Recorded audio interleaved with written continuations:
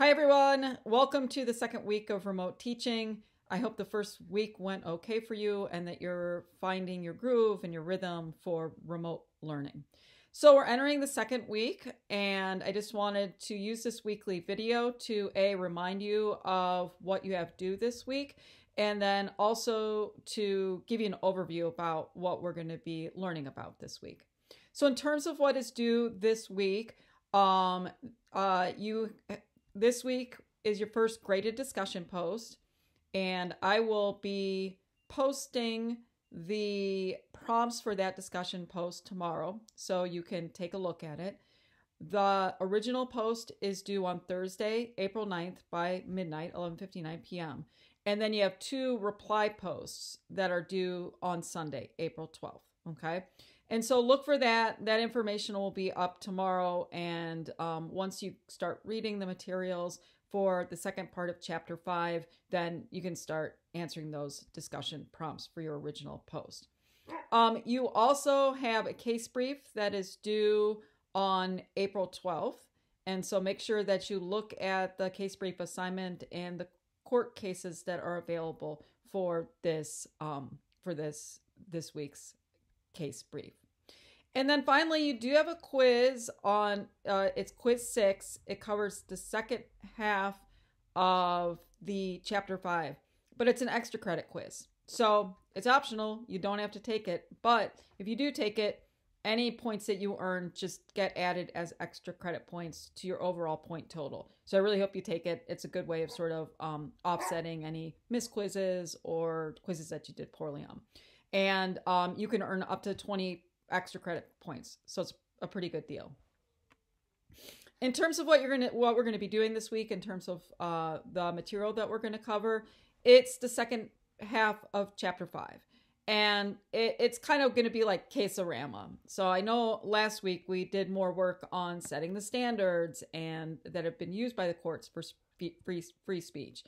This week will be a lot more discussion of the cases. And so we're going to start the week talking about how whether or not speech is protected is different based on the forum that you're making that speech. Okay. And so a traditional public forum like the sidewalk or a public park, usually when you're making a speech in that forum, a traditional public forum, that you get a lot of protection, right? It's sort of like, it's really hard for the government to regulate or curtail your speech in a public forum. However, the less public that forum becomes, the more the state's interest increases in terms of regulating the Speech Act, because the state has a particular job that it's trying to accomplish, oftentimes in less public forums. So let me give you two concrete examples.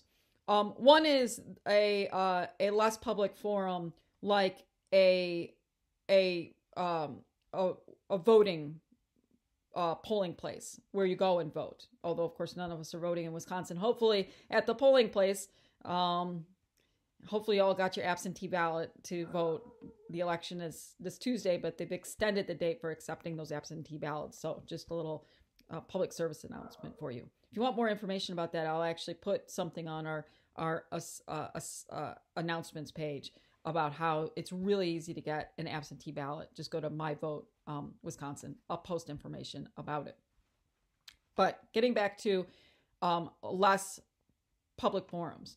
And so a polling place is a public forum. It is publicly owned and operated. It's usually at a school or a firehouse or some other publicly owned operation. But the reason you go to the polling place is to vote. And so the state has every right to restrict speech in that polling place. So for example, you can't go into your polling place and stand, outside the door or inside the polling area where people are voting and hold signs and try to persuade people to vote for this person or that person. That interferes with an individual's right to go and vote. It might prevent people from going to vote because they don't want to have to deal with protesters or something like that. And so that's a good example of a less public forum. and where the state's interest in making sure that people can vote in an unharassed manner is pretty high. And so the state's interest is greater than the individual's freedom of speech. But if you want to go across the street or, 60 yards away from the polling place and hold up your sign there, you can do that. Okay. A public school is another good example of a forum that's less than a traditional public forum. And there are different, rules regarding freedom of speech in those arenas. So we're going to be learning about that this week. We're also then just going to move into cases. And so we're going to be taking a look at hate speech cases and the landmark case having to do with the Westboro Baptist Church. We're also going to look at student speech.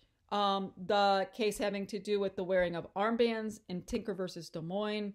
We're also going to look at the Bong Hits for Jesus banner that is held at a school event in the Morse case. Okay, so fun things to look forward to. We're going to end out our chapter 5 at looking at moving beyond freedom of expression to this thing called freedom of association.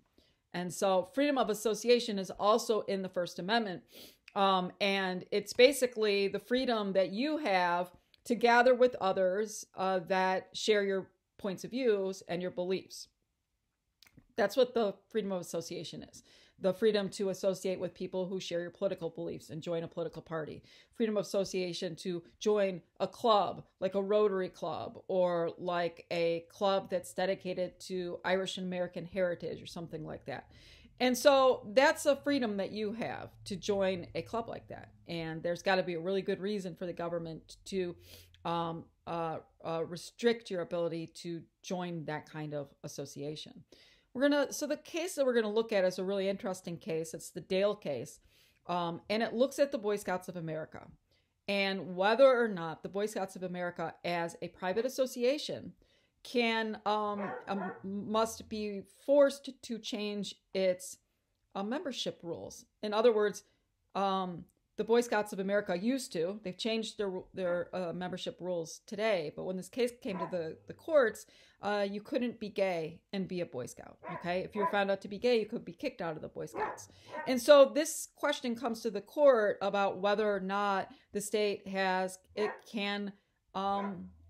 whether an individual can sue the Boy Scouts of America for treating them in a discriminatory manner based on their sexuality. It's a great case. So that's what we got on the docket for this week. Sorry if you hear my dog barking out on the porch, but I had to put him out there because he was barking too much in the house. So hopefully it's not too much of a distraction. But anyways, I hope you're all well. And we'll have office hours tomorrow if you want to stop in and ask questions.